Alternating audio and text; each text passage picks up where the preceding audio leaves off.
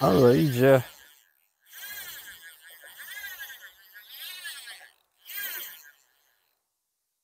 Wow, wow. No tego się nie spodziewałem.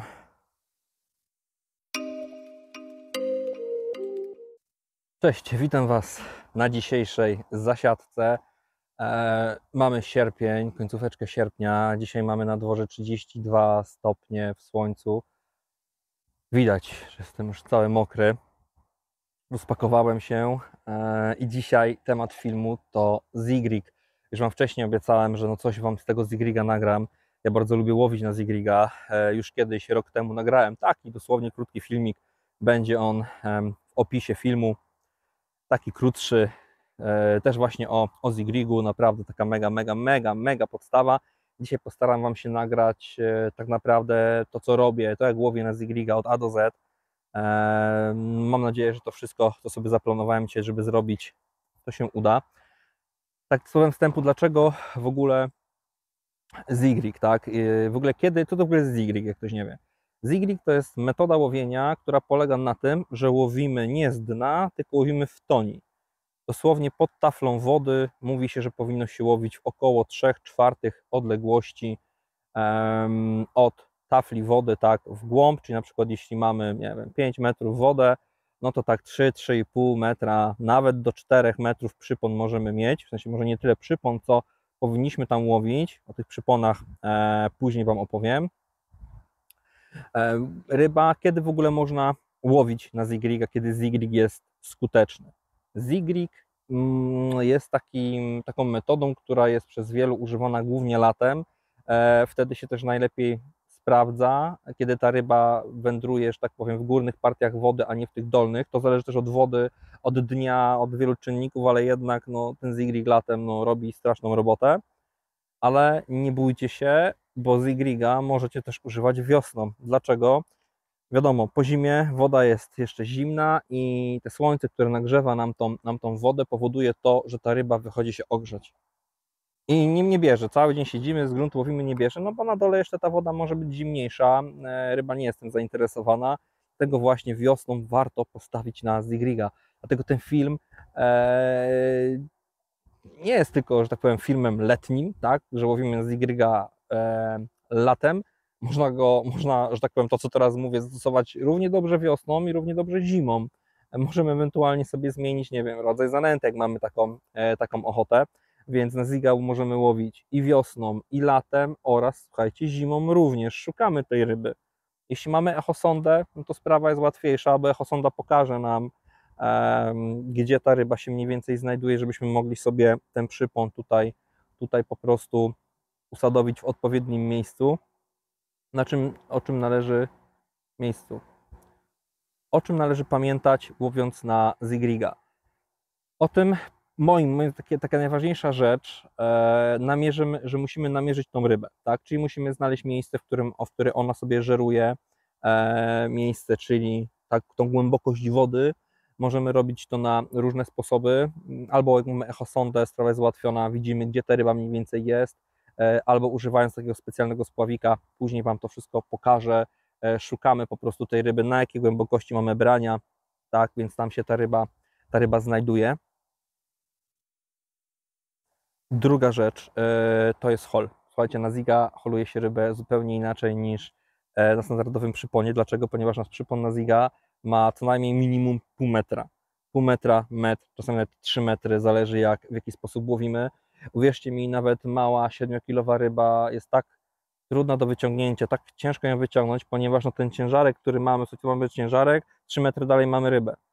To tak naprawdę my nie holujemy ryby, tylko no, czujemy ciągle ten ciężarek, który nam wisi w połowie.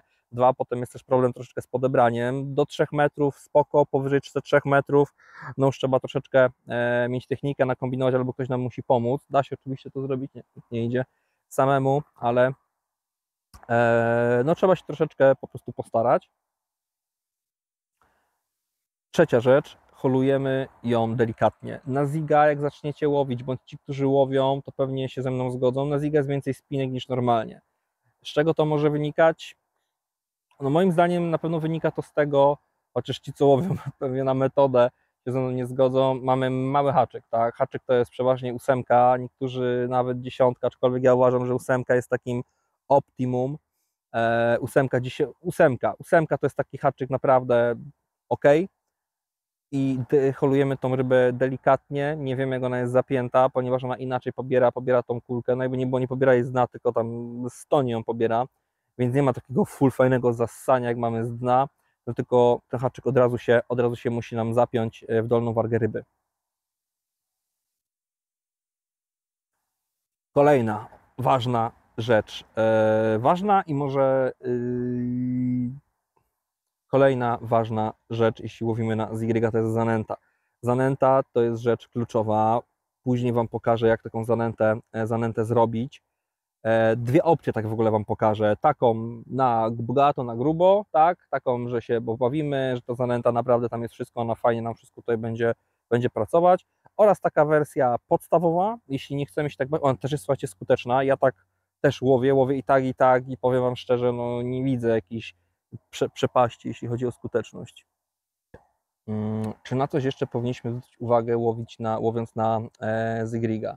Tak, i to jest sposób, w którym albo wywozimy, albo rzucamy. Ja dzisiaj będę łowił z wywózki, ale pokażę Wam też, jak sobie można z zigiem poradzić łowiąc z rzutu, tak? Może będziemy mieli większą szansę splątania tym zigrigiem łowiąc z rzutu, no bo jednak na przykład on jest długi, ale jest taki pewien sposób.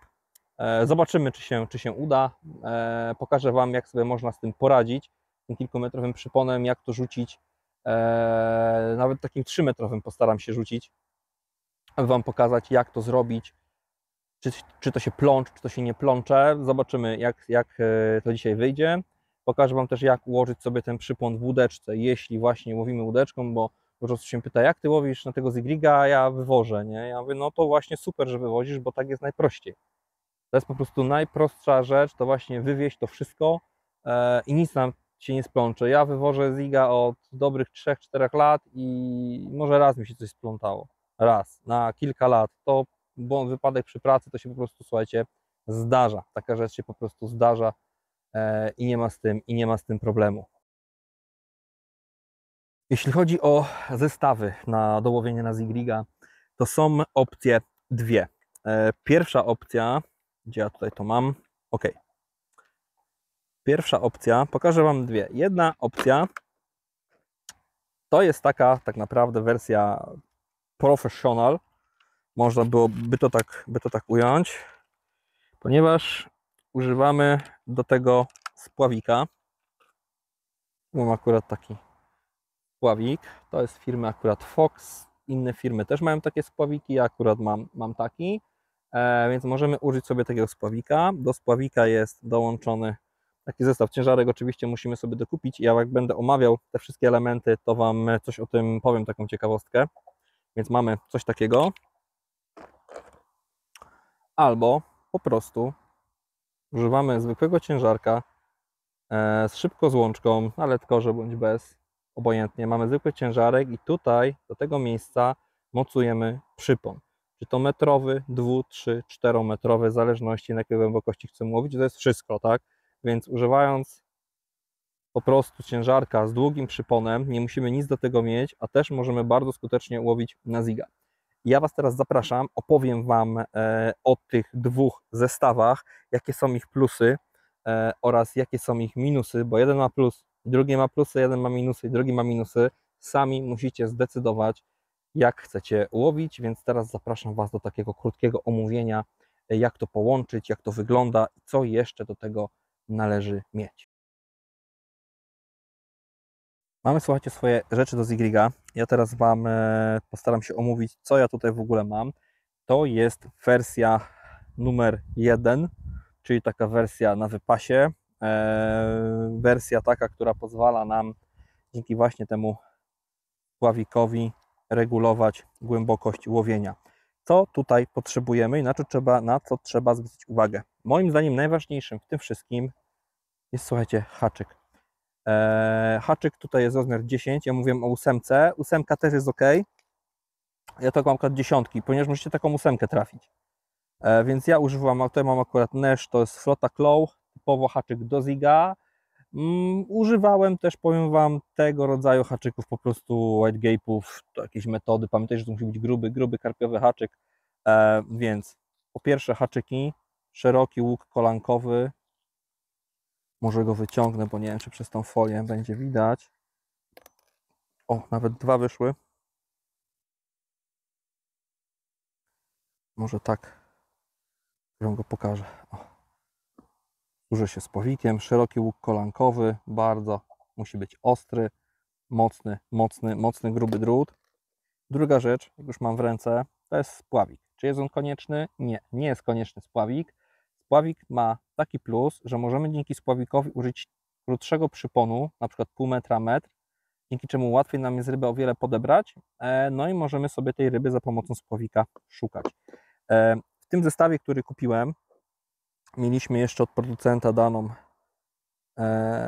taką linkę z oczkiem właśnie na żyłkę, tak, do tego był krętlik, można go wymienić, słuchajcie, jak Wam się zgubi, bo to jest bardzo drobne, pewnie się w końcu komuś zgubi, zwykły krętlik 8 wchodzi tutaj w tą gumkę, nie ma problemu. Rurka antysplątaniowa, taka malutka, jak chcecie możecie użyć swojej dłuższej, no tutaj daję taką malutką, króciutką i taki bolczyk, ja już sobie go wyciągnąłem, żeby było mi łatwiej Wam to pokazać, oraz ciężarek. I tutaj się zatrzymajmy. Dlaczego?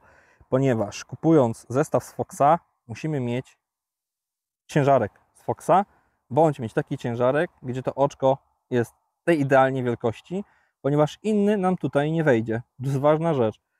Nie mam akurat tutaj przy sobie innego ciężarka, ale uwierzcie mi, nie wchodzi. Ten wchodzi idealnie. Jak go tutaj wciśniemy, on wchodzi do samego końca. Tu jest przejście przez tą dziurkę. Jak włożymy nawet krętlik 8, to to oczko w krętliku 8 jest trochę za małe. I albo sobie to jakoś rozciągniemy, albo pilniczkiem przypiłujemy ten środek, żeby dosłownie, to są setki milimetrów, tylko on się właśnie tylko o tyle różni, żeby tutaj mieć właśnie możliwość włożenia tego. Czego jeszcze będę używał? A, jeszcze jedna rzecz. Możemy tego spławika użyć w dwojaki sposób, tej linki w sumie tak naprawdę, albo domontujemy tutaj blisko ciężarek, albo trochę dalej, tak? To już zależy od Was, od sytuacji, jak kto woli. Do tego żyłka, tu mam akurat nową sobie kupiłem, bo tamta stara mi się skończyła, to jest Zig Floater Hooklink 0,28, ja używam 28, jakoś czuję się pewniej po prostu z tą żyłką. Używałem 26, też było ok, ale wiadomo, psychicznie jakoś tak, wolę tą 28 na tego Ziga, jest w kolorze transkaki teraz i chyba są też zigowe po prostu przeźroczyste. Jeśli nie macie takiej żyłki zigowej, ona po prostu ma taką właściwość, że lepiej pływa, lepiej się unosi na wodzie, jest po prostu żyłką pływającą, ona ma nie tonąć, tak jak zwykle nam żyłki mają tonąć, to ta akurat ma nie tonąć, ma być jak najbardziej wszystko wyporne. Więc albo taka żyłka, albo inna 0,28, 0,26, jak macie, też się nada. Jak nie macie, a chcecie spróbować. O ciężarku już powiedziałem, tu akurat mam 85 gram i kolejna rzecz, na co łowić tak naprawdę. Czy na kulki, czy łowić na pianki. Ja tu sobie tylko wyciągnę za pazuchy kuleczkę, żeby Wam pokazać jakąś. Żeby tylko nie opowiadać. Ok. I albo możemy łowić sobie na kuleczki. Ja przeważnie używam 11, 12. To jest akurat 11. Potem Wam pokażę taką ciekawą rzecz. Jak te kulki od 11 do 15 się mało są różnią, ale jak zmierzymy to w miarką, to faktycznie one tyle mają, nie? Więc tutaj mamy kuleczkę i część osób łowi na kulki. Ja używam kulek, a dzisiaj właśnie specjalnie do tego filmu zakupiłem pianki z takim ciekawym jinxem. Pianki mamy w kolorze żółty, biały, czerwony, czarny. Oczywiście możemy sobie je tutaj pokroić, pociąć i tak samo te pozycjonery są w tych samych kolorach co pianki. Więc możemy sobie te kolory mieszać, możemy pszczołę nawet zrobić. Słuchajcie, czerwono. Zrobimy dzisiaj pszczołę, zobaczymy, czy pszczoła będzie działać. I to ma taki fajny system, już Wam pokazuję, tylko żeby to dobrze tutaj zamocować. O, się udało. To nam się może prezentować w ten sposób. Ja polecam i rekomenduję używanie do ZY pozycjonerów, czy to takich, czy to innych, mniejszych, dłuższych, jakie tam macie, czy nawet rurkę termokurczliwą użyć, ponieważ jak zacząłem używać pozycjonerów, to wiele mniej mi się ryby spinają. Ta ryba jest zapięta pewniej, lepiej, więc polecam ogólnie używanie do ZY pozycjonerów. Jak nie macie, też można jak najbardziej, ale uwierzcie mi, że z pozycjonerami jest o wiele, wiele, wiele lepiej. I tutaj na tym pozycjonerze jest wkrętka od razu, bardzo fajna rzecz. Możemy sobie od razu tutaj kuleczkę zamontować. Fajna sprawa. Tak, to wtedy będzie nam się tak prezentowało od góry. Tu będziemy mieli oczywiście żyłkę, bo chodzi o to, żeby ta kulka była jak najbliżej haczyka. Ja Wam pokażę dwie opcje, tak? Zobaczcie, jaka jest różnica. Taka opcja kontra to, jak dotychczas tak naprawdę łowiłem, czyli na włosie. Potem Wam pokażę, jak taki włos zawiązać i jak sobie taki zestaw prostszy zrobić, jeśli nie mamy właśnie czegoś takiego, ale tak będzie nam się to prezentowało. Tu oczywiście możemy wkręcić też piankę. Ja na razie nie będę jej ciął, bo nie wiem jeszcze jak chcę łowić, ale tą piankę możemy sobie albo ucelować i wkręcić. O tak, wiadomo, musimy to przyciąć sobie tam na odpowiednią długość. To się naprawdę bardzo mocno trzyma. Albo tą piankę możemy sobie też chyba wkręcić w ten sposób. Ja powiem Wam, nie wiem, ja chcę zrobić pszczołę dzisiaj, więc będę robił pszczołę. O, nie zrobię pszczoły. Chciałem zrobić pszczołę. Nie zrobię, słuchajcie, pszczoły. Czyli mogę, nie, zrobię pszczołę. Zrobię po prostu inny kolor pozycjonera i inne pianki. O, albo w ten sposób, że tutaj też odcinamy i jest to tutaj, albo bardziej wystająco. Nie wiem, czy to będzie jakaś różnica dla ryby. Nie mam pojęcia, ale też tak to możemy zamontować. Czy coś jeszcze powinienem Wam tutaj z tego wszystkiego omówić? Myślę, że jeśli chodzi o ten system, no to temat wyczerpałem. Czas na wywózkę. Ja Wam teraz pokażę, jak sobie to wszystko do kupy pomontować. Dobrze, słuchajcie, teraz zmontujemy sobie z tego wszystkiego nasz zestaw. Od czego sobie zaczniemy? Ja sobie zacznę po prostu od montażu ciężarka, od tego naszego takiego helikopterka, więc wciskam tutaj sobie ten ciężarek i blokuję go tym takim bolczykiem, który był w zestawie. OK, i teraz nigdzie mi się ten ciężarek, słuchajcie, nie wybierze. Oj. No chyba, że już chciał się, widzicie, wybrać. Przeciągam sobie żyłkę przez ciężarek, jego sobie możemy gdzieś tam puścić, żeby nam tutaj nie przeszkadzał. I teraz przekładamy przez nasz spławik, naszą żyłkę. Pamiętajcie, że on musi być tak, no bo tutaj będzie przypon. Fajnie żyłeczka przechodzi, nie jest to tam za grube. O, żyłka już jest, słuchajcie, widzicie, na zewnątrz, to też sobie odkładam. I mamy taki, w zestawie, słuchajcie, był taki krętlik.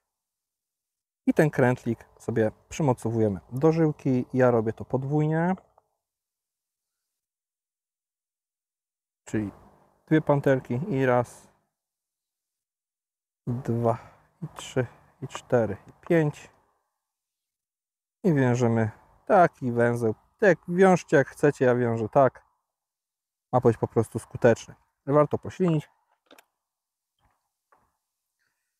Odcinamy zbędny kawałek. Super. To już sobie możemy przymocować. O. I tak naprawdę to połowa sukcesu już jest za nami.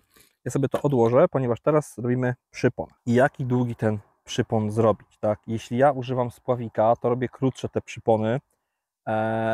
Po prostu są one krótkie. Ja się zdecyduję tutaj na przypon metrowy. Po prostu będzie mi łatwiej odmierzać sobie odległość. I teraz skąd mam wiedzieć, ile to jest, słuchajcie, tak naprawdę metr. Zrobię chyba tak, ciekawe, czy mnie złapie. Mam nadzieję, że jakoś mnie teraz widać. Nie chce mi się wstawać. Słuchajcie, jeśli mamy żyłkę, warto sobie też w domu siebie pomierzyć, bo nie zawsze mamy miarkę na rybach. Ile to jest metr?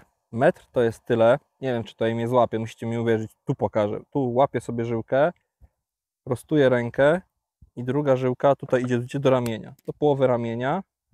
I to ja się mierzyłem w domu z ciekawości, mam 103 cm. Więc tutaj tyle, to mam metr. Jak chcę mieć pół metra, to wiem, że do połowy bicepsa u siebie mam pół metra. Ja robię metr, więc sobie metr odmierzyłem.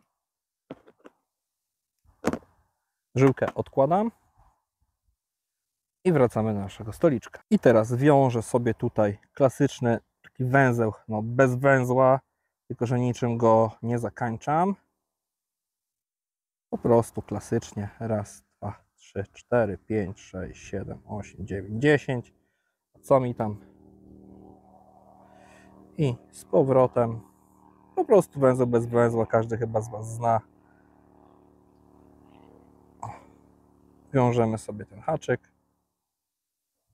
Tutaj nie robimy żadnego włosa. Ja Wam później pokażę, jak zawiązać taki klasyczny, jak nie mamy właśnie takich pozycjonerów z wkrętką. I teraz przekładamy sobie tą żyłeczkę naszą przez pozycjoner, tak? Pamiętajmy, że to musi iść w ten sposób. Ja używam żółtego pozycjonera, możecie użyć czerwonego, białego, jakiegokolwiek innego, czy neutralnego, jak mówicie na kulki.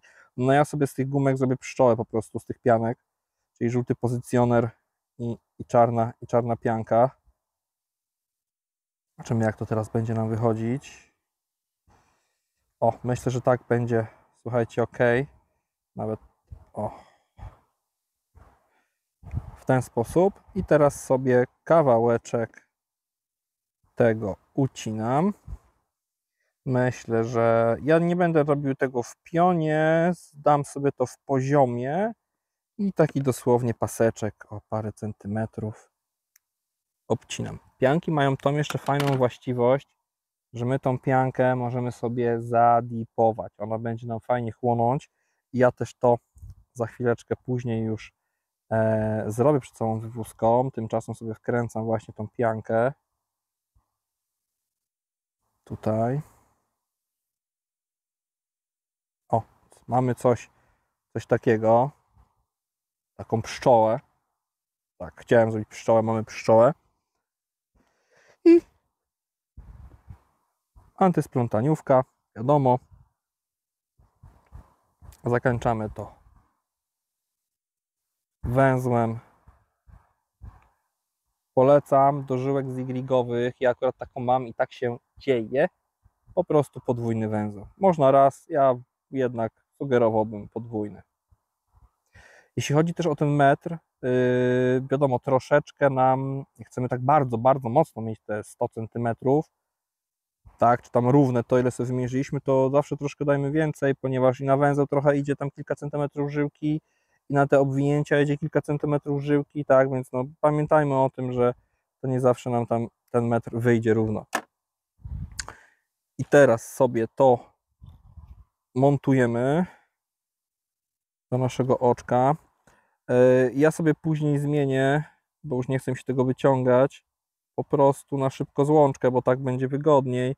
Mówię, też pasuje, a teraz muszę wszystko przez to po prostu przeciągać. Nie jest to jakoś może upierdliwe, ale ja po prostu wolę szybko złączki. Ok. Gdzie to ta gumka, wszystko jest taka gumka w tym spławiku i ona na pewno będzie wychodzić podczas brania. Znowu delikatna jest bardzo, to od razu Wam powiem. I rureczka na sam koniec.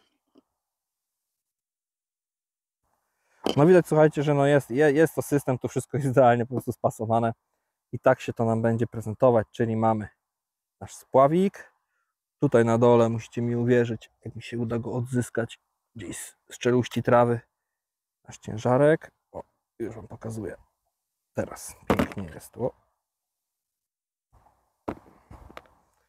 I tak nam się to będzie prezentować, czyli ciężarek, spławik i nasza przynęta aka pszczoła. Taki mamy zestaw.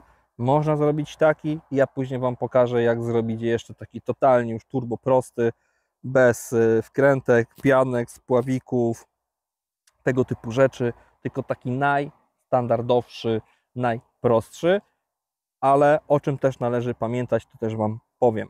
Czas przygotować zanętę do zigriga. Możemy to zrobić na dwa, że tak powiem, sposoby. Ja Wam oczywiście dzisiaj te dwa sposoby pokażę. Jedna to jest taka, kiedy to jest ten sposób, kiedy no nie chcecie za bardzo, nie wiem, inwestować w różne rzeczy, idziecie w prostotę i też ta prostota będzie jak najbardziej skuteczna. Ta zanęta będzie bardziej wtedy z grubszą frakcją, lub możemy też zrobić taką typową zigową zupkę, papkę, zupkę, zwał jak zwał. Ja dzisiaj zrobię dwie. Wy wybierzcie, która Wam się najbardziej spodoba, która uważacie, że najbardziej będzie u Was skuteczna. Ja będę łowił na obydwie, no i będę Wam to relacjonował, na która się tutaj, że tak powiem, bardziej mi sprawdziła. Wydaje mi się, że będą obydwie równie tak samo dobre. Zaczniemy sobie właśnie od tej zupki. Ja potem wszystko Wam omówię, o co chodzi, dlaczego taka, dlaczego nie inna. To będzie w dalszej części filmu. I co będziemy potrzebować do naszej zupki. Ja sobie troszkę zmienię pozycję. Będzie mi wygodniej. Mam nadzieję też, że będzie widać. Ok. Będę używał peletu. To jest 4. Troszkę drobniejszego. Tu mamy 2 mm. Nie patrzcie się na smaki, tak naprawdę. Tutaj też jest śmierdzący. Śmierdzący, bo taki rybny jest. 2, bardzo drobny. Chodzi o to, żeby coś z tej zanęty od dna nam pracowało. Następnie takim głównym naszym tutaj naszą bazą do naszej zupki będzie oczywiście, słuchajcie, no zanęta sypka, nic innego, zwykła zanęta płociowa, karpiowa, tu mam akurat karpiową zanętę, tutaj tak samo jakąś resztkę jakiejś federowej, to będzie nasza jako baza. I co zrobić, aby nasza zanęta właśnie miała taką chmurę piękną nam robiła. Można kupić też rzeczywiście gotową zanętę na ziga i ta zanęta gotowa na ziga właśnie robi nam taką piękną chmurę. A dlaczego ją robi? Bo ma mleko w proszku. Ja też dzisiaj sobie mleka w proszku dodam, żeby zrobić właśnie taką potężną chmurę, żeby te ryby tutaj nam sprowadzić na nasze łowisko. I będę dodawał coś, co też jest tak naprawdę głównym składnikiem drugiej zanęty, to Wam już troszeczkę zdradzę. To jest mianowicie, słuchajcie, kukurydza gotowana, fermentowana. Tu ona jest jeszcze z dodatkiem łubinu i jest troszeczkę rzepaku. Dlaczego rzepak? Ponieważ jest tłusty i ten tłuszcz z rzepaku będzie nam fajnie wszystko windował do góry. Tłuszcz też jest, słuchajcie, nośnikiem smaku, jak i w naszym jedzeniu, tak i w jedzeniu dla ryb. Mamy bardzo ciepłą wodę, kiedy to nagrywam jest sierpień, no żar się leje z nieba, co pewnie też po mnie widać. Prosto na mnie teraz świeci, ale ja tą kukurydzę będę, słuchajcie, jeszcze dodatkowo przemielał kruszarką. Dlaczego? Po to, żeby zrobić z tej kukurydzy, uwolnić wszystko, co jest z tej kukurydzy i żeby taką papkę, tak? Żebyśmy zrobili taką papkę, to właśnie muszę sobie to wszystko zmielić i odrobiny wjedzie oczywiście CSL-a, żeby nam to wszystko fajnie związało. Więc teraz zapraszam Was, obojętnie jak to by brzmiało, do wiaderka i mieszamy naszą paszę. Dobrze, od czego sobie zaczniemy? No to może zaczniemy sobie od wsypania peletu, żeby on w czasie tego naszego robienia już tutaj fajnie nam nasiąkał. Dzisiaj siedzę cały dzień, więc w sumie tej zanęty troszeczkę sobie zrobię. 2, 4 troszkę innego koloru truskawka.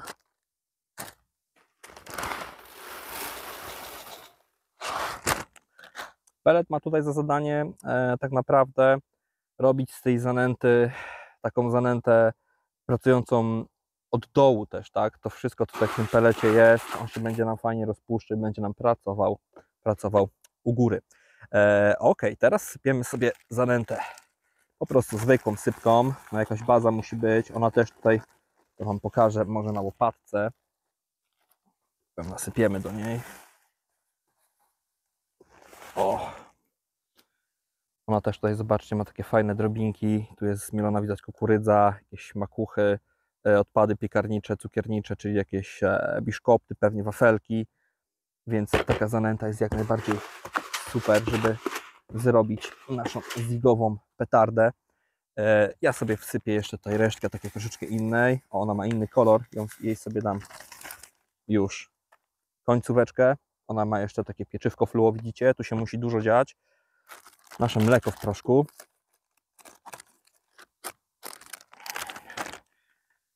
Tego też nie ma sensu dawać za dużo. O, tylko tyle, ponieważ to jest bardzo, bardzo, bardzo mocno wydajne. I teraz nasza kukurydza. No ją musimy przerobić przez kruszarkę. Zobaczymy, jak nam to wyjdzie. Chcę, żeby właśnie z niej była taka, słuchajcie, papka. Odwrotnie. Tutaj wsypujemy. O, nie, będzie super. Mielimy ją ile się da. Nie bójcie się takich grubszych frakcji. One naprawdę nam tutaj pomogą. Nabieramy i mielimy. Całych ziaren też się nie bójcie. Ryba z ziga wychodzi również od dołu, że tak powiem. Więc warto mieć coś też grubszego w naszej zanęcie. O, tu już masa została jeszcze. Ale myślę, że taka ilość mnie satysfakcjonuje. Nic chyba więcej już nie wyskrobię. Ok. I teraz zalejemy sobie to ładnie CSL-em. Taka ilość, mniej więcej.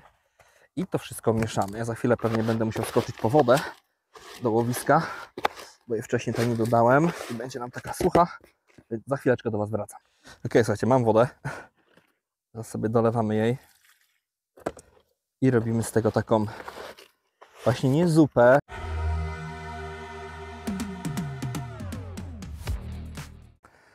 Słuchajcie, kamera mi się ugotowała, jak mieszałem zanętę z wodą. Tak ona się prezentuje już na sam koniec. Pokażę Wam teraz taką małą tubkę, może nie tubkę, taką łopatkę Wam wezmę, pokażę, zaprezentuję. Powiem Wam, że nawet nie głupim pomysłem byłoby to przetrzeć przez sito tyle, ile by się dało. W ogóle byśmy już napowietrzyli tą zanętę, no ale sita ze sobą nie mam.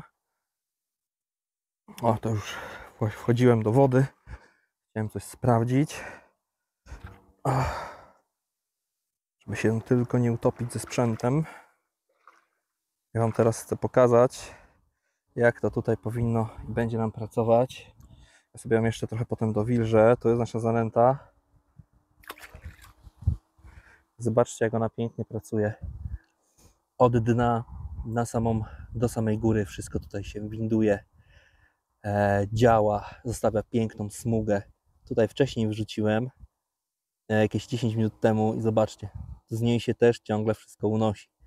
Tak ma pracować zanęta na ziga. Dlatego nie robię zupek, bo zupka pracuje tylko u góry i koniec, i jej nie ma, a ta wszystko oddaje nam z dna. Pamiętajcie, żeby na ziga, moim zdaniem tak jest najskuteczniej, żeby właśnie nęcić z dna. Czas zapakować naszą zanętę wraz z zestawem już do łódeczki, tylko muszę sobie tutaj namierzyć, bo gdzieś to odłożyłem. Gdzie ja tutaj? O, tutaj jest. Ok.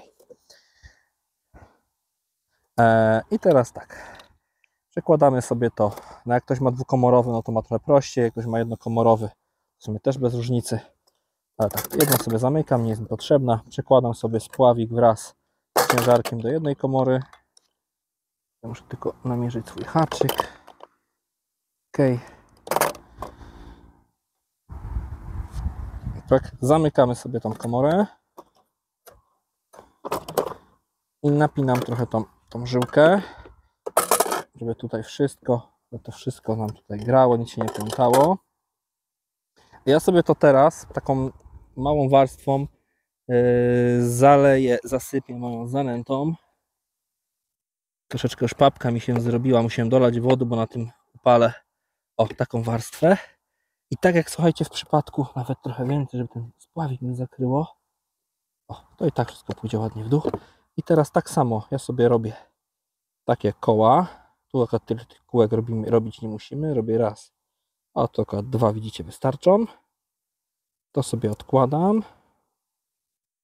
Nawet jedno. Takie duże zrobię i też będzie ok. Ok, ja sobie to, słuchajcie, tutaj zatopię. Tak, żeby ta żyłka nie dotykała mi haczyka. Bo to wtedy będzie problem.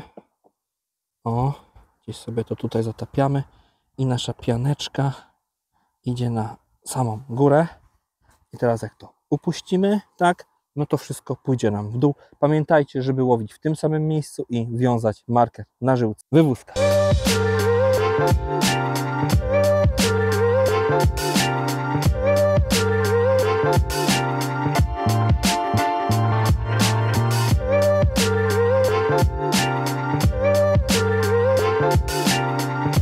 Musimy sobie ustalić, najpierw jak już wywieźliśmy nasz spławik, napinamy żyłkę tak, żeby spławik trafił nam właśnie do tego dna, do naszego ciężarka.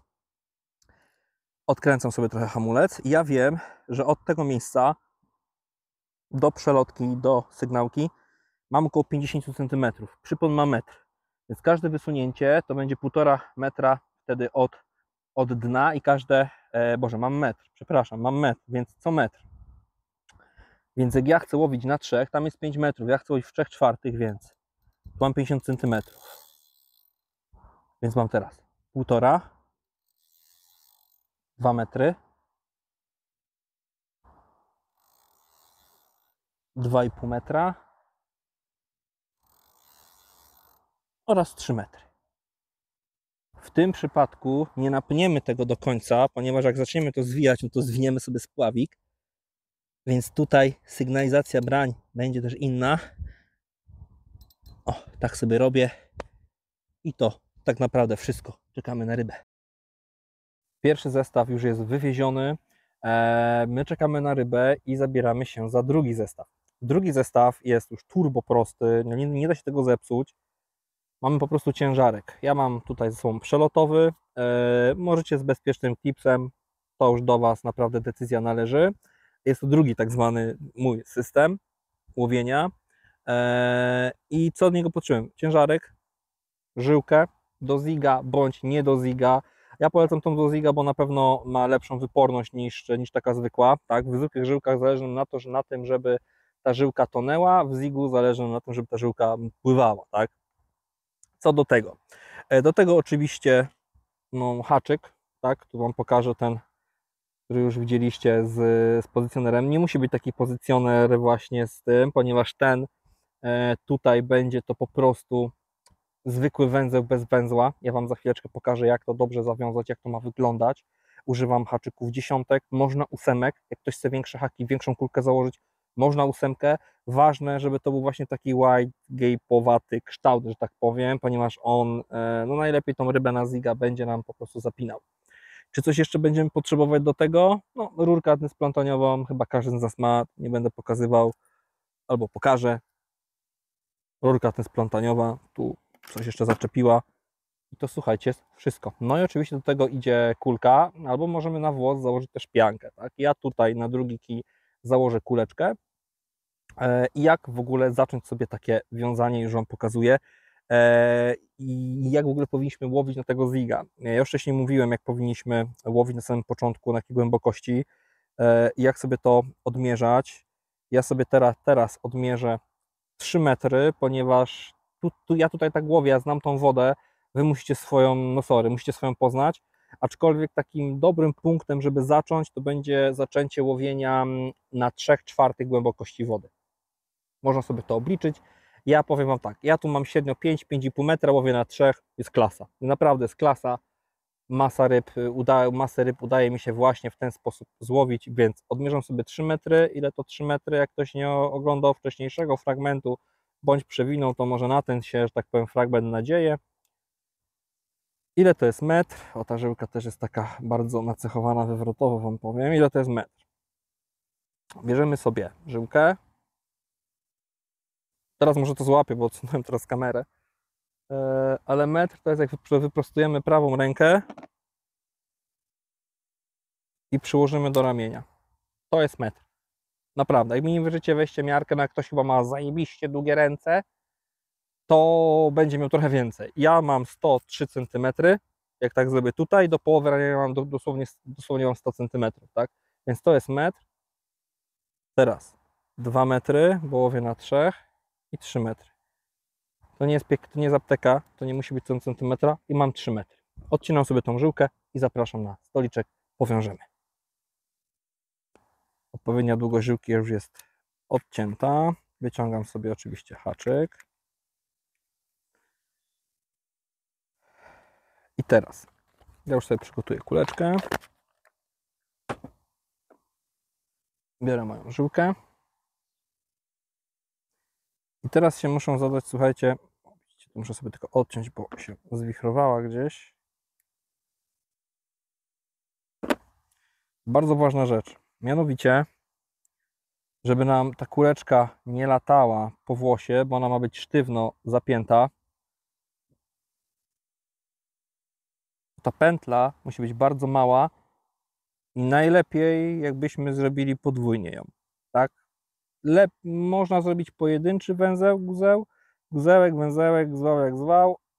Lepiej podwójny, ja zrobię pojedynczy, bo nie będę teraz z tym walczył, chyba że mi się uda, więc robię sobie małą pętelkę. To oczywiście jest nasz włos, zaczynamy tutaj od włosa. A mówię to, czasami trzeba się wspomóc.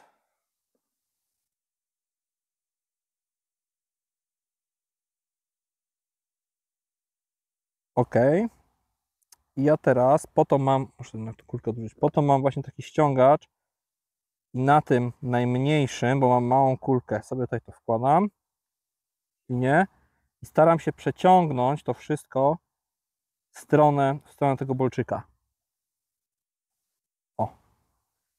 Tutaj to teraz zaciskam. Super. I mam taki bardzo, nie wiem czy to będzie w ogóle widać, taką bardzo malutką pętelkę. O taką właśnie mi chodzi. Ona będzie nam trzymać tą kulkę, że tak powiem, w ryzach. To sobie odcinam. I teraz nadziewam sobie na to kuleczkę. To jest bardzo ważny etap. Dlaczego? Ponieważ tutaj, jak w żadnym przyponie, kolosalne znaczenie ma to, gdzie ta kulka będzie. Ona ma być jak najbliżej haczyka i jak się tylko najbliżej da. Tutaj nie robimy włosów długich, tu włos musi być bardzo krótki. O, tutaj sobie tylko zostawiam taki malutki brzuszek na stoper. Teraz nie będę już stoperów wyciągał, ale tak sobie muszę to wymierzyć, że wiem, gdzie ten stoper będzie. O, wiem, że on mi się troszeczkę schowa. Ok. I teraz jak już mam kulkę, widzicie, ona tu nie będzie za bardzo latać, ponieważ w środku jest ta pętelka, która ją tam trzyma. Więc teraz bierę sobie drugi koniec.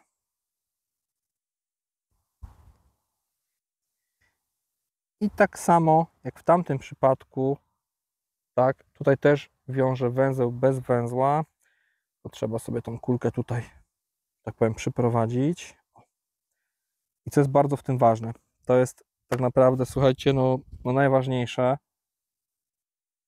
żeby to wyglądało w ten sposób. Oła, ostry hak, to dobrze. To musi wyglądać w ten sposób. Kulka dotyka haczyka. Praktycznie jakbyśmy, nie wiem, amury łowili, tak? Kulka ma być tutaj.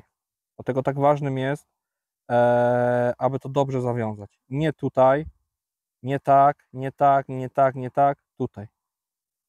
Tak jest, słuchajcie, naprawdę najlepiej, ta ryba się wtedy najlepiej zapina, bo tak jak mówiłem wcześniej na początku, ona nie zasysa tego pokarmu, że ten przypon się podniesie, tylko ten przypon już jest podniesiony, więc ona nam nie wciągnie tej żyłki, tak? Nie podniesie sobie tego bardziej.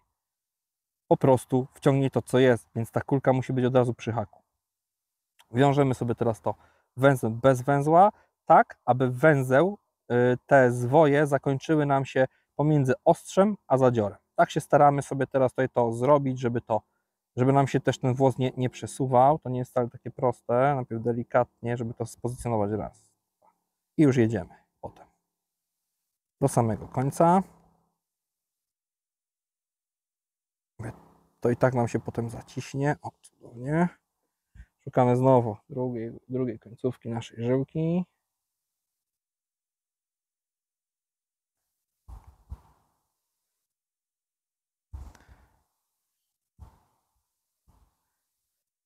O, jest to, słuchajcie, zawiązane. Tak się prezentuje nasz przypon, ale jeszcze, żeby zwiększyć jego skuteczność, tak już ogólnie możecie łowić. Nie? Tak już jest ok, można tak łowić, ale ja naprawdę polecam wszystkim, którzy zaczynają, którzy na przykład mają spinki i się zastanawiam, dlaczego mi się tak ryba spina. Mi też jakieś bardziej ryba na ziga spinała, ale zacząłem używać pozycjonerów, takie malutkie pozycjonery właśnie na haczyki 8, 10. Można pozycjoner, można tam rurkę termokurczliwą, aczkolwiek ja tutaj polecam pozycjoner, bo jest najwygodniej, no i nie przytopimy sobie żyłki temperaturą, czy to zapalniczką, czy to parą. O, tak się to będzie nam prezentowało. Może tutaj gdzieś to będzie widać, złapię. Tak się prezentuje, słuchajcie, nasz drugi przypon na ziga. On ma 3 metry. Zakańczamy sobie go podwójną pętlą. Tutaj już staram się naprawdę zrobić tą podwójną pętlę, więc biorę troszkę większe uszko. Podwójna pętla, dla tych, którzy nie wiedzą, to pokażę, dla tych, co wiedzą, mogą sobie to już przewinąć. Więc robimy raz, brzuszek i przez to oczko tak samo jeszcze raz.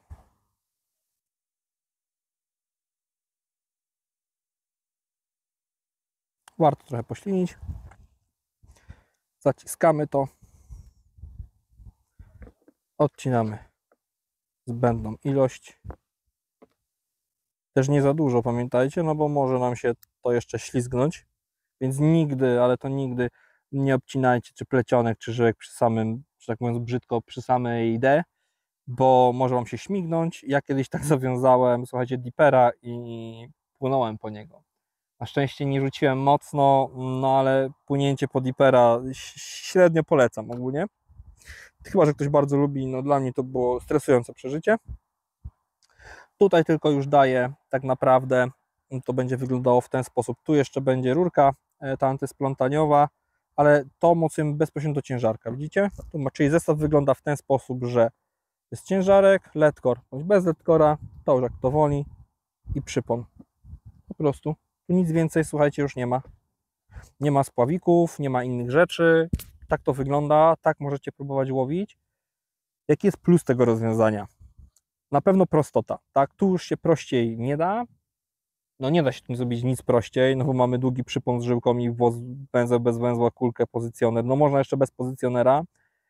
No tylko trzeba wiedzieć, jaka jest głębokość, to jest najważniejsze. Musimy wiedzieć, jak mamy głęboko, bo jak mamy 8 metrów i dam na 2, no to będzie średnio, tak? W dodatku, jeśli mamy 8 metrów, to ja odradzam tego typu rzeczy, bo wtedy musi przypomnieć 5, 6, 6 metrów, a z podbieraniem wtedy sobie nie poradzicie, ta ryba zrobi z Wami po prostu wszystko, pozamiata, pójdzie w zaczepy w sąsiadów, no będzie masakra, więc wtedy polecam spławik.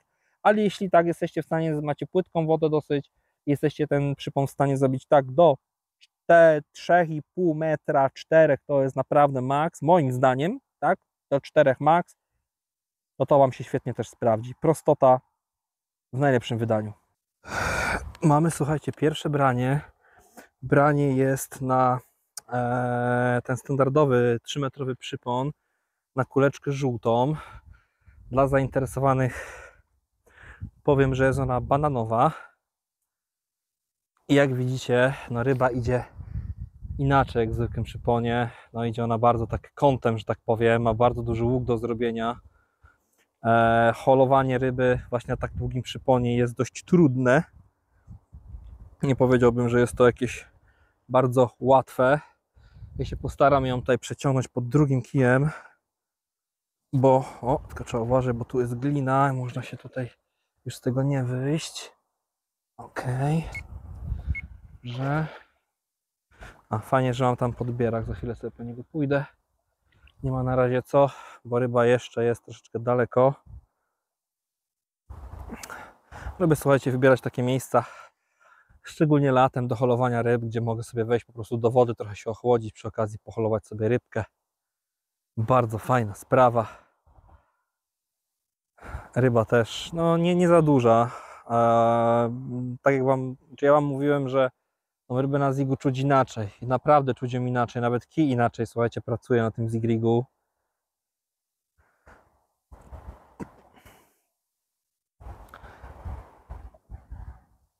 Branie. Jeśli chodzi o brania, jak te brania w ogóle wyglądają, te brania są bardzo, bardzo, bardzo delikatne. To jest tak naprawdę dosłownie pip, pip i ta ryba siedzi.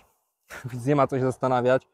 Tutaj bardzo ciężko, zależy, mówię, od wody, od ryby, oczekiwać jakiejś niesamowitej rolady, ale zdarzają się takie, ponieważ z prostej przyczyny, no, ciężarek mamy na samym dnie, przypon ma 3 metry i teraz sobie wyobraźmy, jak ta ryba bierze, to ona ma 3 metry, że tak powiem, prawo, lewo, po ukosie jakby zeszła nam trochę w dół, żeby dopiero zasygnalizować branie. Dlatego tak ważnym jest, jeśli mamy możliwość, tu nawet może na kamerce będzie widać, albo i nie, zobaczcie, gdzie mam ciężarek. Ten ciężarek jeszcze mi się tutaj zablokował, ale Rybsona już widzimy. Aha, mamy Houston, trzeba to teraz ogarnąć, nie mocząc kołowrotka. To jest właśnie to. O, okej, mamy to. Trzeba sobie radzić, bo rybka poszła nam właśnie w jakieś chaszcze. Zaraz wam go pokażę, jak go tylko podbiorę. I się nie zepnie, trzymajcie kciuki.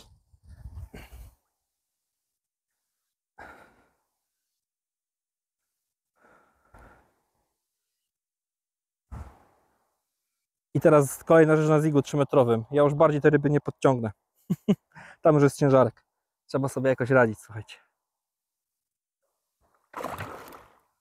A, teraz będzie szaleć. Mamy go? Nie, jeszcze nie jest gotowy, ale już za chwileczkę wam go zaprezentuję.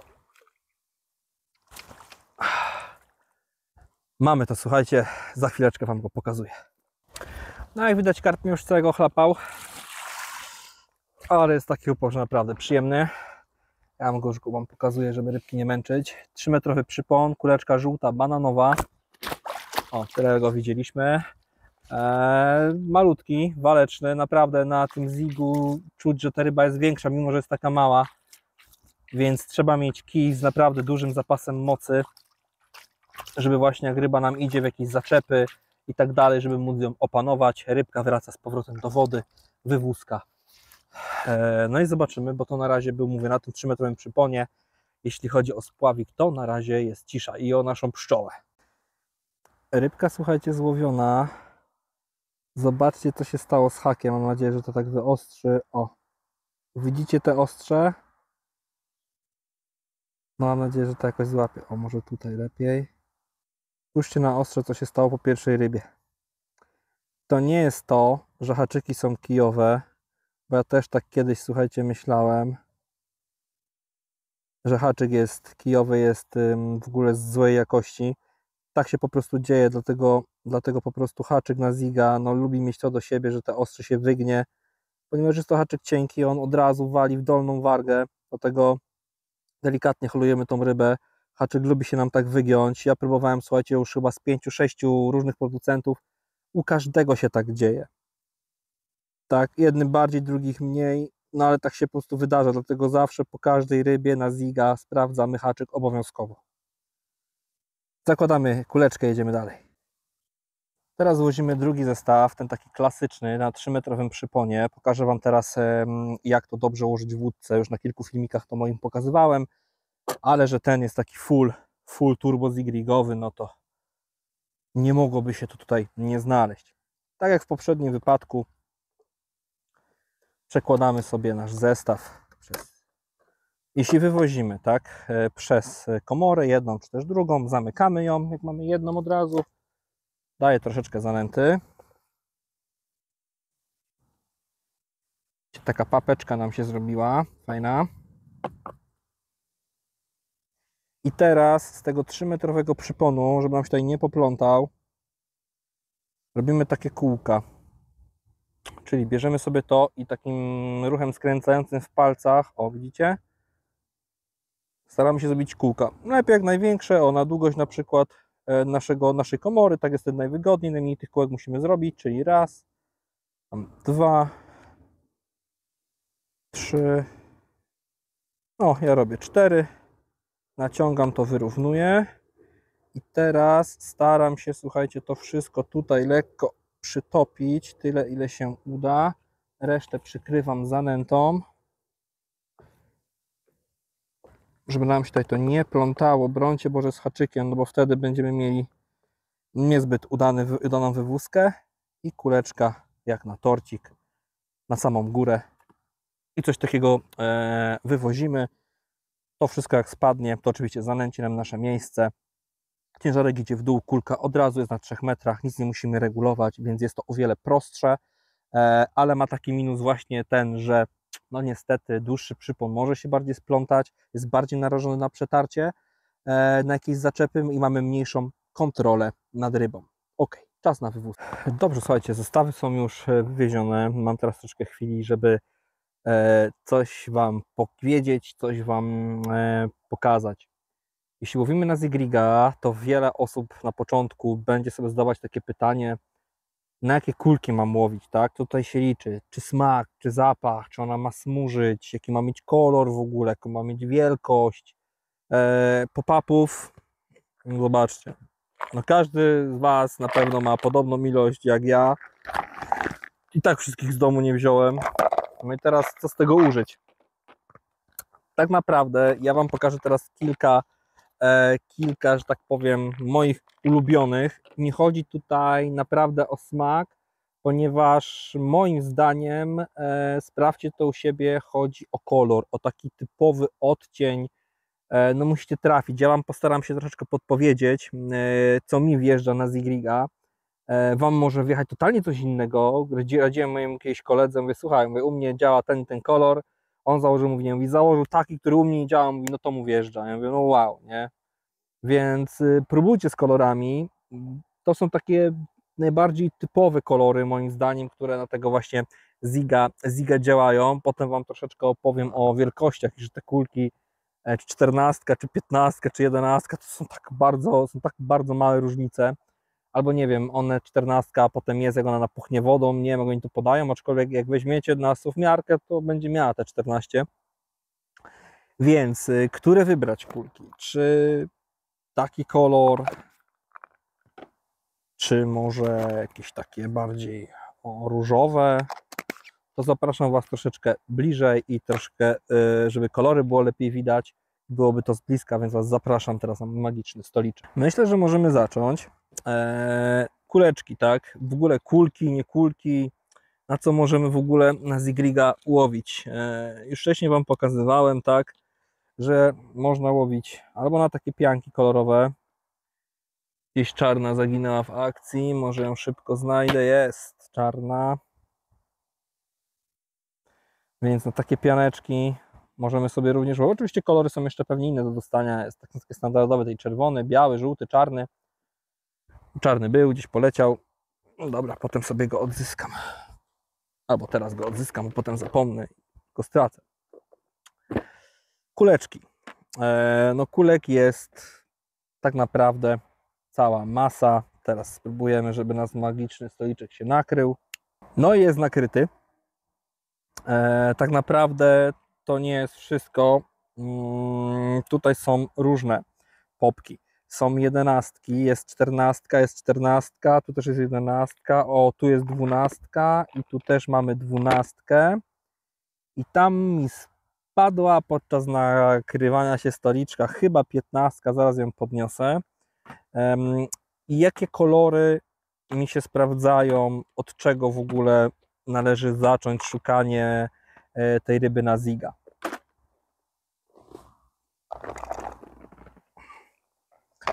A co nam spadło? Też 14, słuchajcie. Ok, ale od czego należy zacząć moim zdaniem poszukiwania? Zawsze takim dobrym kolorem, czy to w ogóle na łowienie karpi, jeśli chodzi o popki, czy też łowienie na zigriga, jest taki blady. Są różne odcienie różu, tak? Ja dam kilka tych kulek. Tu akurat mamy, to są już stare kulki, ale słodkie, o mój Boże. Candy Floss. Ja je zalewałem czymś takim, stało mi się to do ust. Ale słodkie, matko święta. No, jak wata cukrowa. I od tych kulek zaczynałem. To są kuleczki, już sobie przypominam, co powiedziałem. To są kuleczki, a tutaj mam 14. Tu mamy 14. Długi czas na nie łowiłem. Przestałem, żeby mi na dłużej starczyły. No i wjechały mi koloru takiego właśnie, powiedziałbym to, różowego 11. I też na nie łowiłem, ale stwierdziłem, że tych pop-upów mam, słuchajcie, tyle, no, że warto byłoby coś pokombinować, coś z czegoś zejść, no bo to nie będziemy całe życie tego mieć. Postanowiłem postawić, słuchajcie, na pomarańcz. To jest taki pomarańcz.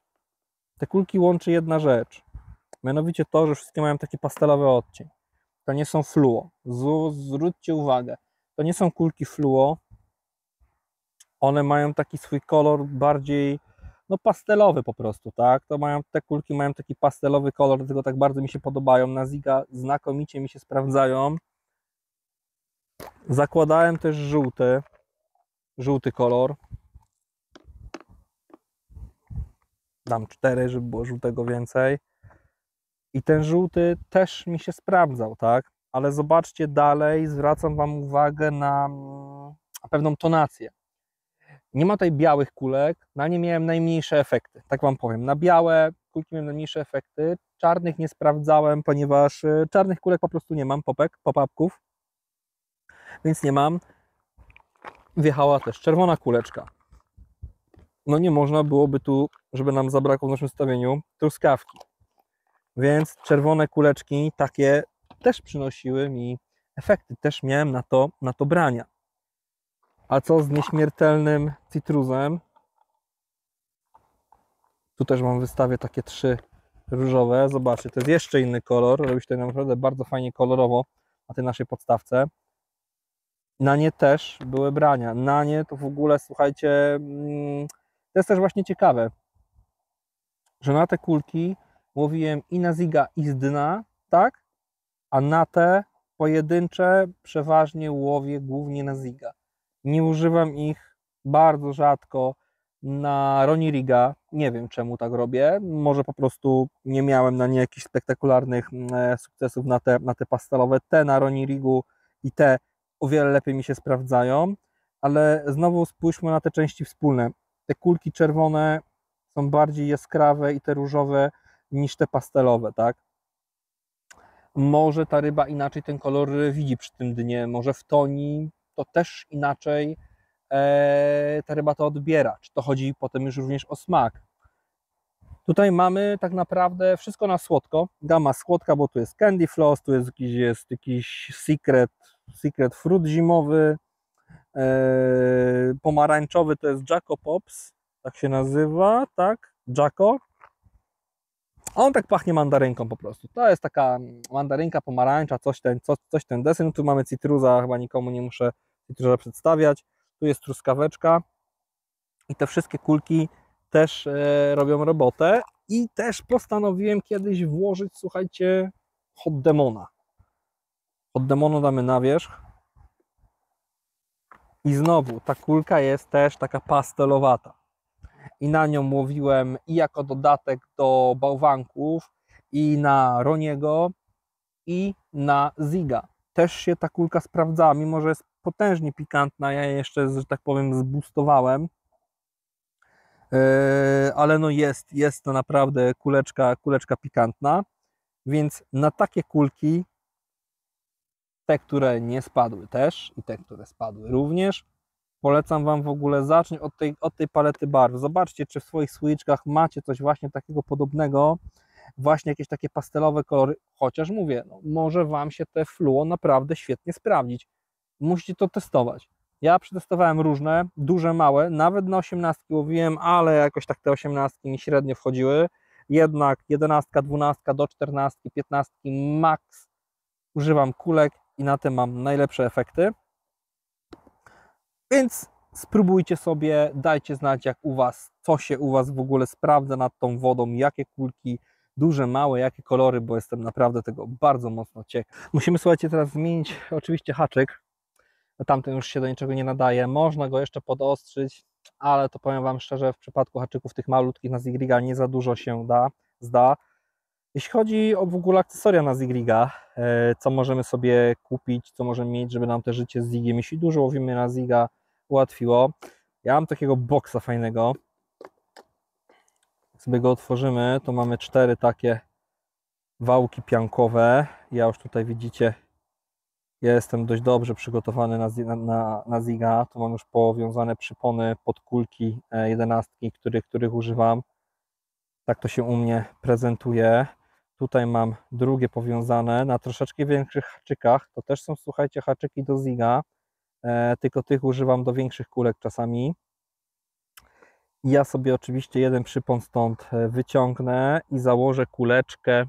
Teraz była żółta, to załóżmy, że założę sobie, a różową założę.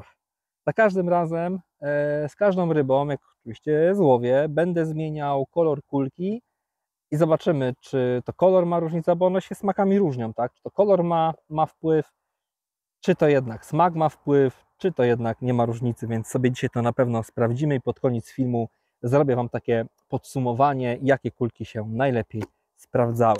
Jeśli chodzi o rozmiar kulek, to chciałbym Wam teraz coś pokazać. Taką, no moim zdaniem, małą ciekawostkę, bo na przykład niektóre kulki wydają się czternastkami, a są mniejsze niż na przykład inna czternastka, albo są praktycznie takie same jak jedenastka, dwunastka nawet. Nie wiem, od czego to zależy. Na Zigriga, no może Wam się tylko wydawać, że nie biorę tej kulki, bo jest zbyt duża, ale przed chwilą mówię, miałem branie na kuleczkę 15, przepraszam, to jest 14, nie wiem co mam z tą 15, 14 i naprawdę nie było tutaj żadnych absolutnie problemów. Ja te kuleczki nabiję na igłę, żeby takie koraliki zrobić, żeby Wam pokazać. Będę nabijał po 2, żeby to było widoczne. Będę nabijał od najmniejszej tam do największej, czyli mam 11, 12, 14. Byśmy sobie tutaj coś zobaczyli. Jedna kuleczka. To są, słuchajcie, dwie jedenastki.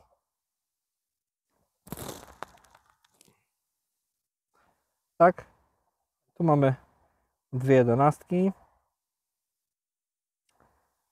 Są nierówno trochę nabite, ale powinno to być dobrze widać. Teraz damy 12. To są jedenastki, pamiętajmy. Teraz damy 12. O, te się znakomicie nabijają. Czyli te powinny być większe. No różnica jest na tyle minimalna, żebym powiedział, że ta jest większa od tej, a to jest 11 według producenta, to jest 12. Ciekawostka. Teraz nabiję Wam dwie 14.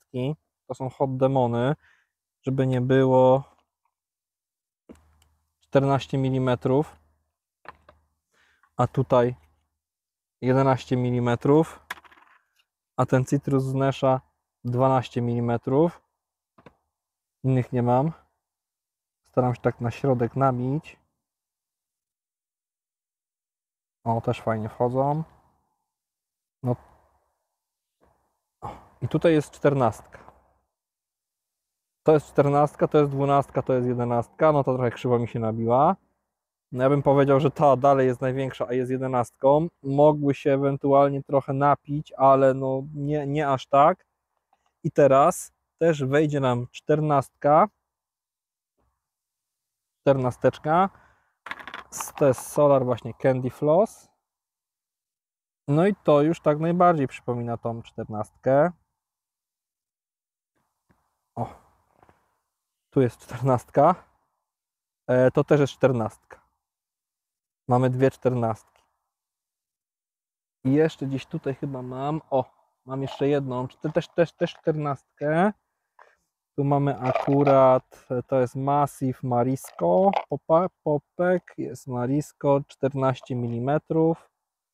Nie wiem, czy to będzie tak widać. No ma 14. Zobaczymy, jak to tutaj nabijemy. Jak to będzie się prezentowało z resztą pop-upów. No, takie koraliki. Od najmniejszego do największego, gdzie te dwie kulki, no to akurat nabiłem jedną, te dwie kulki według producenta mają 14 mm, ta też ma 14, no to są takie 14. Tu bym powiedział, że to jest 12, ponieważ są praktycznie takie same jak te z Nesha. Solar ma 11.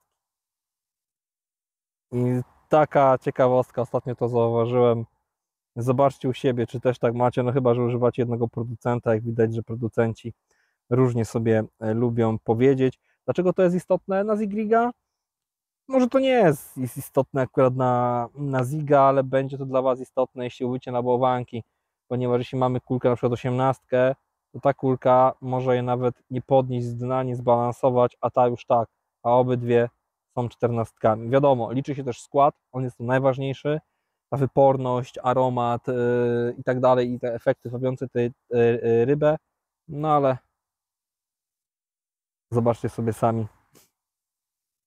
że rozmiar się między sobą różni. 14 to nie zawsze jest 14.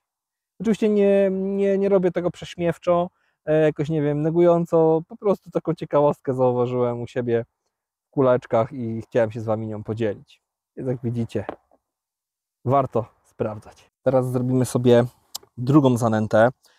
Ta będzie już taka bardzo prosta, bardzo klasyczna i również niesamowicie skuteczna. Składać się ona będzie z niczego innego, bardzo podobne rzeczy jak tam, z tym, że tutaj kukurydza, łubin oraz rzepak grają główną rolę. Je oczywiście też troszeczkę zmielę. Do tego pójdzie CSL, ponieważ tutaj nie będę dodawał wody, to będzie, że tak powiem, na CSL-u. Zanęta, sypka, aby troszeczkę spowodować taką tą lepszą chmurę. No i oczywiście kruszara. Zmielimy sobie trochę tej kukurydzy, a więc zaczynamy. Tego tutaj nie żałujemy. Jest końcówka, słuchajcie, już zasiadki, słońce fajnie zachodzi, grill się robi. Ja będę teraz przewoził lewego kija, więc zamierzam go naprawdę tak srogo zasypać. Sobie tylko zmienię pozycję. Ok. To mam to i teraz sobie część kukurydzy zmielę.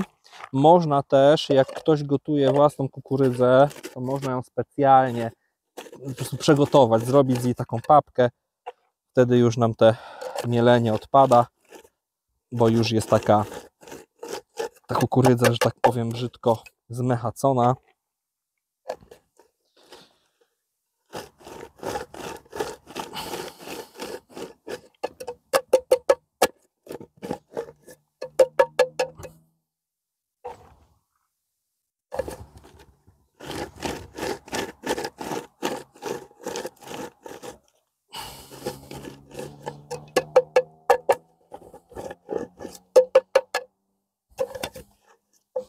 Ok, myślę, że taka ilość wystarczy.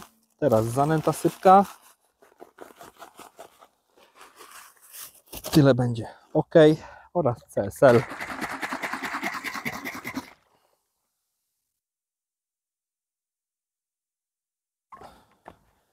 Również myślę, że będzie w porządku. Teraz to mieszamy wszystko. Bardzo prosta zanęta, niesamowicie skuteczna. Właśnie jak nie chcecie się... Tylko zauważcie, że ona jest taka... No to już jest inny typ zanęty, tak? Na Zigriga. Ta zanęta już bardziej nam pracuje z dna typowo.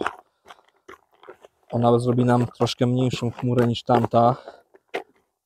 Mam nadzieję, że teraz mi się telefon nie zagotuje. Wcześniej na niego padało słońce i po prostu... No wiecie, o co chodzi. Wyłączyła mi się kamera. O, ta zanęta prezentować się będzie w ten sposób.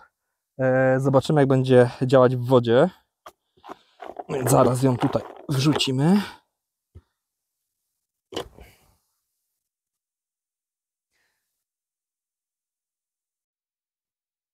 Zabieramy naszą zanętę. Idziemy z nią do wody. Słuchajcie, jest grill. Już się pali.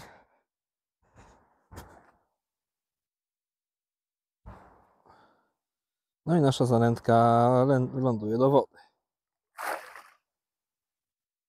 Jak widzicie, ta też robi robotę, ale wszystkie te grubsze rzeczy opadają od razu na dno.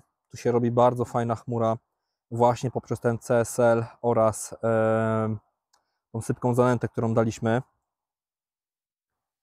Więc przewożę lewego kija, zmieniam kuleczkę, zobaczymy na jakiś inny kolor, zobaczę, co wybiorę. No i mam nadzieję, że coś złowić. O, tam był piękny spław. O, a tam widać się ryba pokazuje przy samej powierzchni. Widzicie? W tamtym miejscu. Przy samym powierzchni się, słuchajcie, taplają, grzeją się, nie chcą brać. Ale tak czasami już, no już tak to bywa. Nie zawsze jedziemy na ryby i super łowimy, nie zawsze się uda super połowić, ale zawsze uda się super spędzić czas. Pszczoła nam się, słuchajcie, nie sprawdziła. Zero brania, pika ani nic, gdzie już na kulce mieliśmy 2 brania. Zmieniam więc czarną piankę na żółtą. Po prostu. Na żółtą piankę sobie zmienię. Damy może troszkę większy kawałek, nie wiem. o co tutaj chodzi. Więc sobie wkręcam żółtą pianeczkę. A kit. Tą sobie może tak wkręcę, żeby tak dyndała. Albo może nie, bo to branie delikatne to może zahaczyć, tak mi się wydaje, o wargę karpia i on tego fajnie nie zasie, więc tak normalnie to wkręcę. Ale muszę Wam powiedzieć, o, Biedronka chodzi po mnie. Muszę Wam powiedzieć, że fajny ten patent z tą wkrętką, naprawdę spoko. Fajna rzecz, jestem ciekawy, jakby to się z kulkami sprawdzało. Na razie mówię, jednego kija mam ciągle na pianeczkę, wrzucam resztę zanęty, przygotuję inną, potem będę nęcił inną troszeczkę i zobaczymy. Taki, teraz będzie żółto i pozycjoner i pianka i zobaczymy, czy nam to przyniesie jakiś efekt. Ustawiam ziga na 3 metry, ponieważ na lewym kiju mam 3-metrowy przypon, miałem już jedno branie, jedną spinkę i to też pójdzie na 3 metry i zobaczymy, czy to coś zmieni w tej rozgrywce. Teraz chcę Wam pokazać taką technikę, taką poradę, technikę, zwał jak zwał, w jaki sposób możemy właśnie rzucać z zigrigiem. No 3-metrowy przypon nie należy do najprostszych do rzutu, to trzeba od razu zaznaczyć, że tutaj się mogą zdarzać poplątania. Co będziemy potrzebowali, żeby rzucić? Bezpiecznie przede wszystkim. Na pewno coś płaskiego, typu mata, jakiś pokrowiec, gdzie ten haczyk nie będzie miał się o co zaczepić. Może być też kawałek podłogi, tak? Jeśli dużo łowimy na ziga, na przykład z rzutu, to warto sobie, nie wiem, zainwestować w jakiś dosłownie kawałek, jakieś płachty, wyciąć, złożyć i mieć go zawsze przy sobie. Ja akurat użyję do tego mojej maty. I teraz o co chodzi? Chodzi po prostu o to, żeby żeby ten haczyk z kulką był właśnie na macie, żeby on nam się nigdzie tutaj nie zaczepił. Tak, i robimy tak jak, słuchajcie, ze zwykłym rzutem. Tylko jedna ważna rzecz. Jak już będziemy rzucać, to będziemy widzieć nasz ciężarek, też naszą kulkę. Chodzi o to, żeby pod koniec rzutu zastopować troszeczkę tą żyłkę, która nam wychodzi, po to, żeby kulka wyprzedziła ciężarek. Musimy widzieć na wodzie 2 pluski. Jak zobaczymy 1, to raczej będzie na pewno splątane. Jak zobaczymy 2, to powinno być ok. Ja teraz rzucę, zwinę i zobaczymy, czy nam się to poplącze. Rzutowcem super nie jestem. O, widzicie? O, miałem, słuchajcie, 2 pluski. Widziałem i ciężarek, i kuleczkę. Teraz sobie to poczekamy, aż to opadnie. Ok, opadło.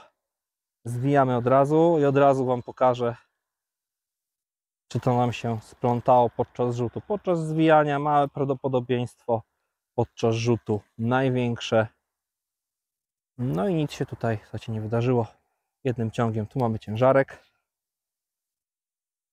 Tam jest przypon. O, i tutaj mamy przypon. Widzicie? Nie ma żadnych pęków, nic się tutaj nie stało. Więc tak najlepiej właśnie rzucać.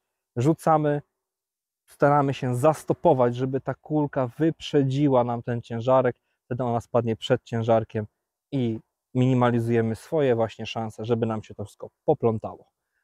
Ze spławikiem robimy identycznie, tylko że zamiast tutaj ciężarka, drugiego przyponu mamy spławik, ale tam też stopujemy, żeby nam spławik z kulką wyprzedziły nasz ciężarek.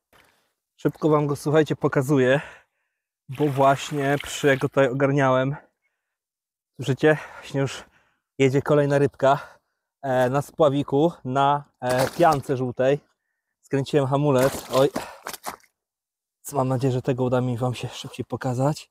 Taki piękny, niesamowicie waleczny, piękna rybka, około 7,5 kg. Nie męczę go dalej, bo tutaj już jedzie kolejna, więc mam nadzieję, że do zobaczenia za chwilkę.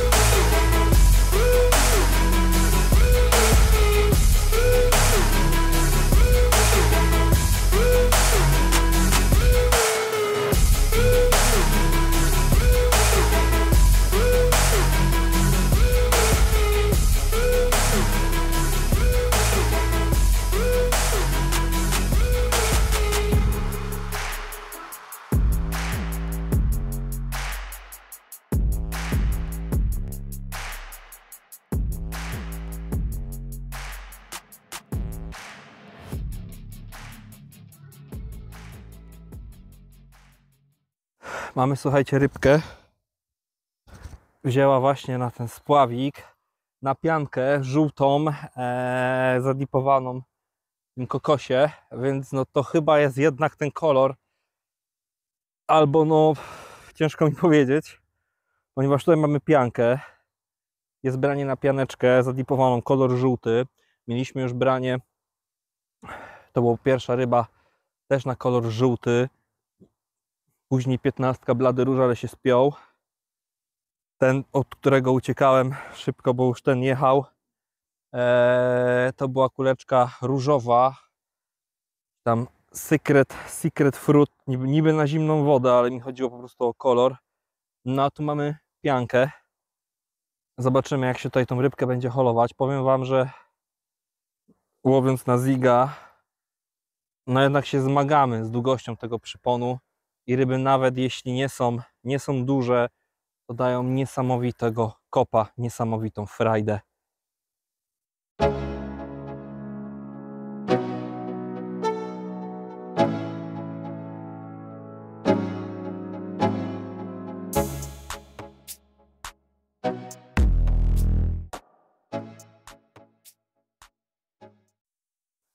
No nie spodziewałem się takiego dubla. Musiałem wszystko tutaj szybko ogarniać. Kamerkę szybko, szelki zakładać, bo nie byłem przygotowany na takie rzeczy. O, jedzie.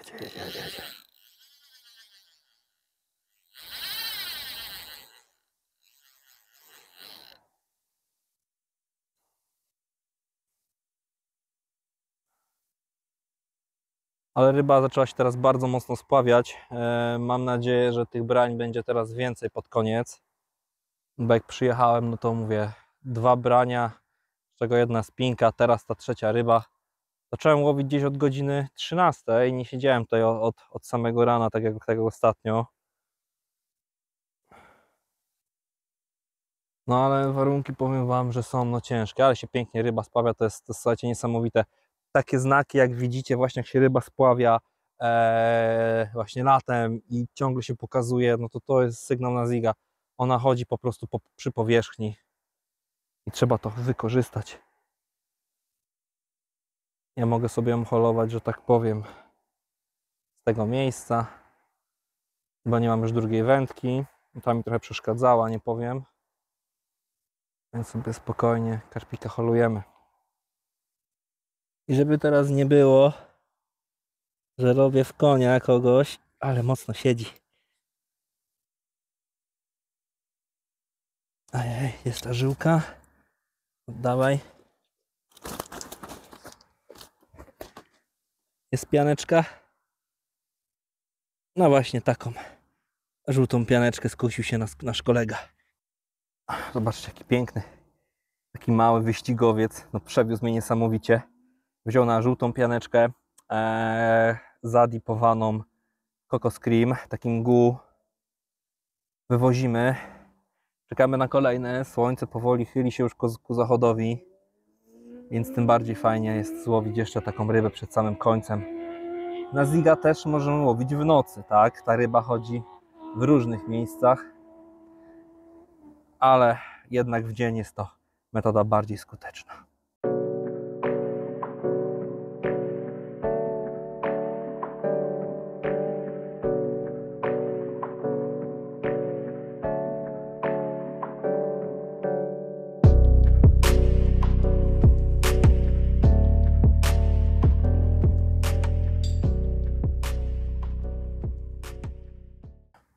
Taka piękna rybka zdążyła już mnie tutaj zrobić jacuzzi tak naprawdę.